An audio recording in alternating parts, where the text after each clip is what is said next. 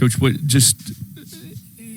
it's nice to have a new player in the middle of a season, but it does maybe create some challenges of mixing guys together. First of all, have you any decisions, anything different from yesterday, and kind of what challenges does it bring to add someone to a mix?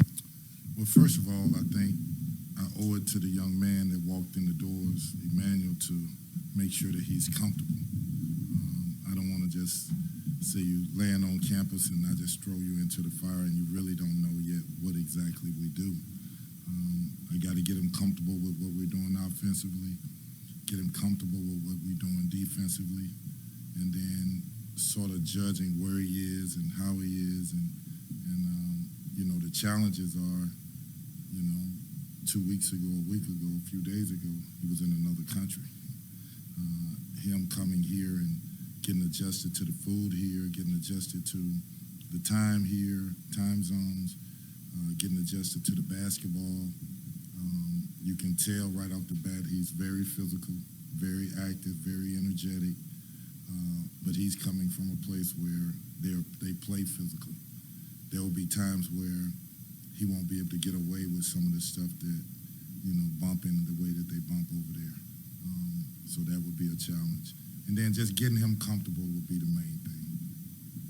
With how energetic you've seen Okorafor been, how much of a role did that play in wanting to pursue him, given how inconsistent the overall energy and effort has been on this team this season? I just think anytime you can add a player that can help, and when I say help, I'm not just saying for this season. I'm saying that from here until the end, whenever his career is over here, you jump on it. A quality player who is young and, walking in here, knowing what we need, knowing the type of players we need, knowing the character that we need here. He's perfect for what we do. There's been a significant change in the energy in our practices. He talks a lot, very vocal, very energetic, and he plays hard. He plays hard. He goes through drills hard. At times, it just about seems funny to the other players how hard and how he's yelling and rebounding and screaming and doing the things that he does. We need that kind of energy. What kind of reset does his arrival allow you to have with this team? I mean, what kind of things do you envision doing differently? Say that again? No, I said, what kind of reset does his arrival provide for you, and how does it change your approach? It doesn't really change my approach. For me, the first thing is implementing him into what we do and watching and evaluating how he adjusts to it, and then deciding then not based on just me, it's based on him as well. What is he comfortable doing? What plays does he know? What will be the 3 or 4 or 5 things that we do offensively, defensively, that he can adjust to quicker, that we'll just live in those things while he's in the game. So, I'm happy he's here. He's made us a better team already, and he hadn't played a game. So that says a lot about who he is and what he is. We haven't had a chance to see him yet. In the clips I've seen, like on YouTube and stuff, it's real active on the glass, following shots, blocking shots. Just can you talk about his game, what he can do, what his strengths are, where he needs to get better? I think you hit on the main strength, the ability to rebound the ball, his activeness around the basket. He plays above the rim. He's very vocal, which in today's game, the big man being able to talk and guide stuff on the court and ball screen action is vital. The surprising thing is he can shoot the ball. I wasn't expecting him to be able to shoot it that well. And when I say that well, I mean the technique of his shot. Another part of that is getting him comfortable where he's able to shoot that. And you see when you watch him that eventually he's going to figure that out.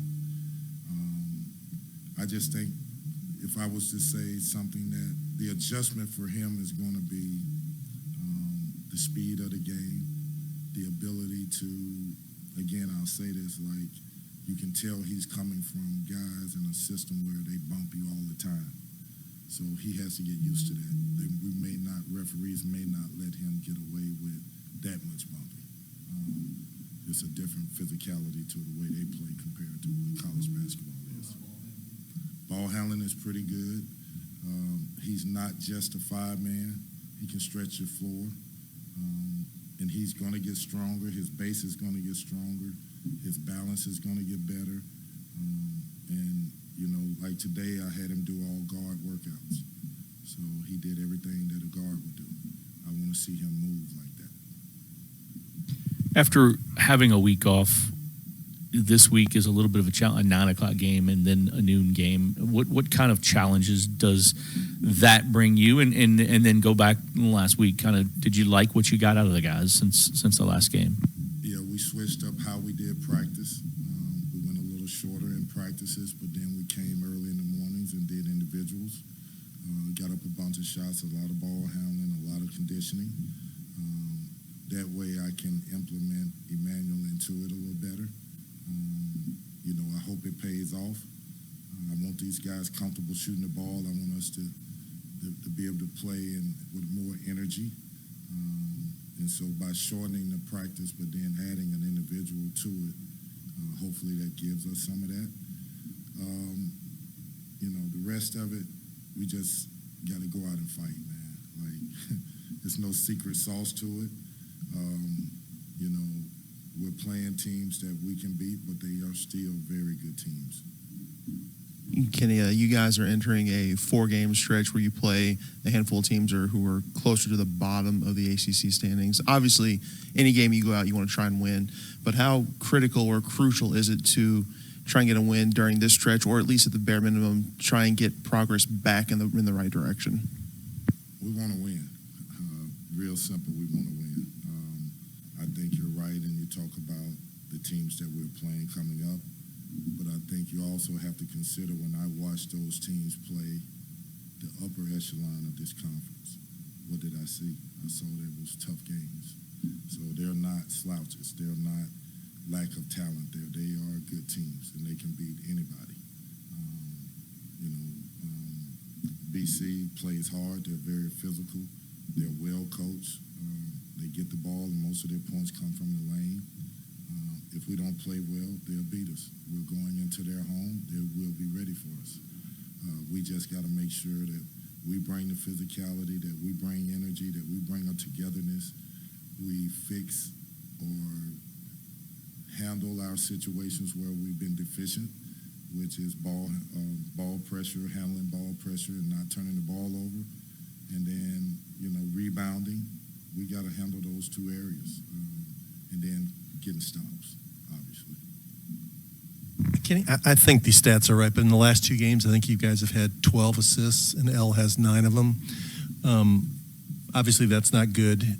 When you look at that, is that because he handles the ball so much, or other guys just aren't good at setting people up, or guys are not making shots, and how can you change that?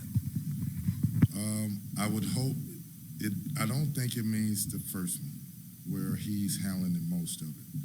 When you look at it, I don't know how many turnovers a Jalen would have, or Mike James would have.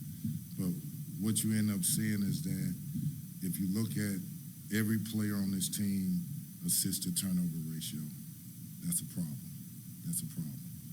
I need him to get better in that area. There are days when, in practice, I talk about I don't want Mike James to shoot the ball. Create offense as if you're a point guard. Learn how to make passes. Learn how, if you take the shot out the equation, what are you doing to help the team? That way, you may get more comfortable making a pass to somebody, or making sure you don't step out of bounds, or whatever the turnover is that we've been having. The same for Jalen. Telling Jalen constantly, if you spin, chances are something bad is going to happen.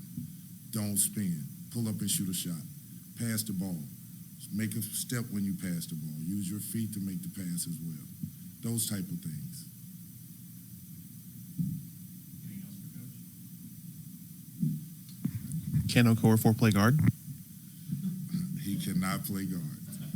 How do you look at in the guard workouts, though? looks energetic. He moves very well. He will be one of our, best guys at running the floor. Quick. Plays really. Does everything he does it hard as he can. So that's a plus. You said you haven't really decided how you're going to. What does he want to do? I won't ask him that. I will demand that I get him comfortable because I'm sure he wants to step on the floor. I don't want him on the floor saying, where do I go? How do I get there? Oh my God, I forgot this play. I don't want him on the floor like that. I want him on the floor free. I want him on the floor confident. When he does step on the floor, I know the eyes will be watching. I want people to see him comfortable on the floor. He's going to make mistakes. There's not any player that doesn't make mistakes, but when a guy's coming to a new situation, you got to expect that he's going to be a grace period before he gets super confident. What your expectation with Brandon this week? Still waiting. We're just waiting to see. I would like to say that we're going to have him here soon, but it's doubtful. That's the best way I can answer.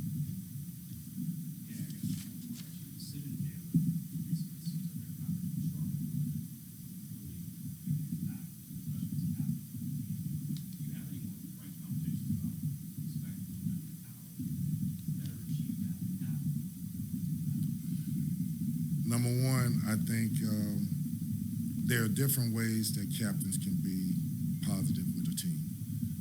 One is being vocal. Two, I want them to lead by example.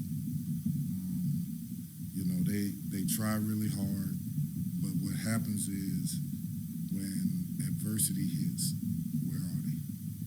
I need them to be standing up in front saying, I made mistakes, I've done this, I've done that, but guys, I'm trying really hard, I'm still leading you, I'm still having a positive attitude.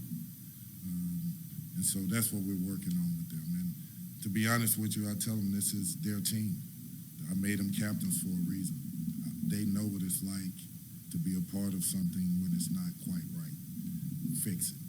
And guide these younger guys and new guys so that you can help them through any situation they may face.